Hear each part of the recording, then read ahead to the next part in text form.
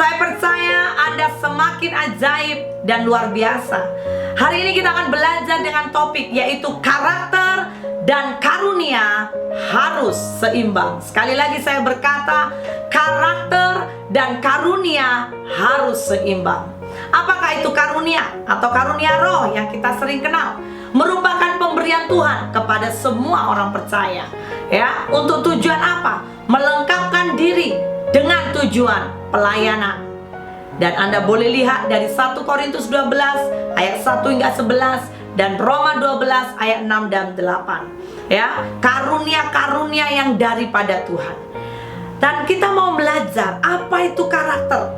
Karakter berbicara tentang pekerjaan Roh Kudus dalam hidup orang percaya yang bekerja sama dengan kerelaan pribadi untuk memiliki sifat yang berubah menuju segambar serupa dengan Kristus. Saya mau berkata, karakter itu di dalam, tapi karunia itu sering di luar. Bermaksud bahwa ada banyak orang dengan mudah akan bisa melihat karunia-karunia saudara. Ada banyak orang bahkan tepuk tangan untuk karunia-karuniamu. Tetapi karakter itu sesuatu yang berharga, namun jarang orang memberikan perhatian.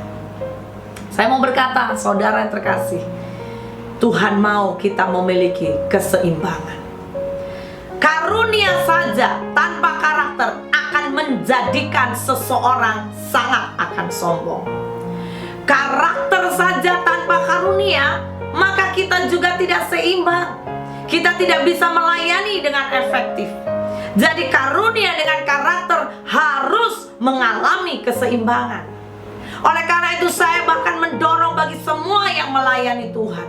Anda yang sudah masuk dalam pelayan Tuhan, mari belajar jangan hanya tumpukan perhatian kepada karunia-karunia. Oh, saya mau orang melihat saya, wow. Tapi jangan lupa, Tuhan melihat karakter. Karaktermu akan terus dibaharui sampai kita semua serupa segambar dengan Tuhan. Sebagai pelayan Tuhan, bahkan engkau harus belajar ubah dan tinggalkan karakter-karakter lama. Sebagai orang percaya yang mau dipakai oleh Tuhan, mari tinggalkan karakter-karakter lama. Apakah itu?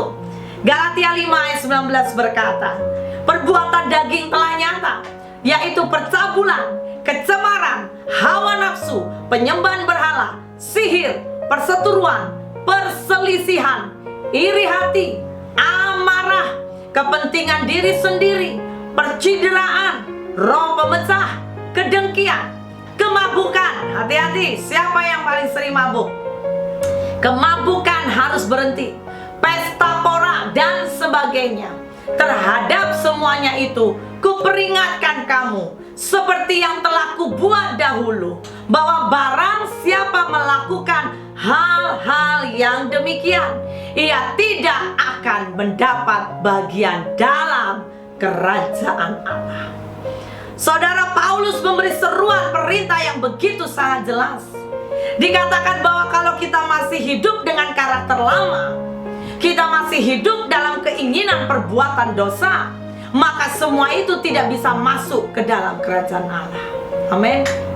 Saya lanjutkan, Efesus 4 ayat 25 juga berkata, karena itu buanglah dusta dan berkatalah benar seorang kepada yang lain, karena kita adalah sesama anggota. Apabila kamu marah, nah perhatikan siapa yang suka marah. Apabila kamu menjadi marah, janganlah kamu berbuat dosa. Janganlah matahari terbenam sebelum padam amarahmu, dan janganlah beri kesempatan kepada iblis. Orang yang mencuri, janganlah ia mencuri lagi, tetapi baiklah ia bekerja keras dan melakukan pekerjaan yang baik dengan tangannya sendiri, supaya ia dapat membagikan sesuatu kepada orang yang berkekurangan.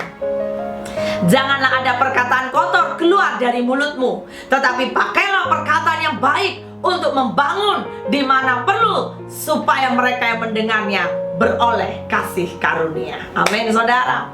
Semua ini pasti dapat terjadi. Kuncinya satu, saudara harus mau belajar berubah. Katakan berubah. Yes. dan Anda harus rela memberi diri dipimpin oleh Roh Kudus.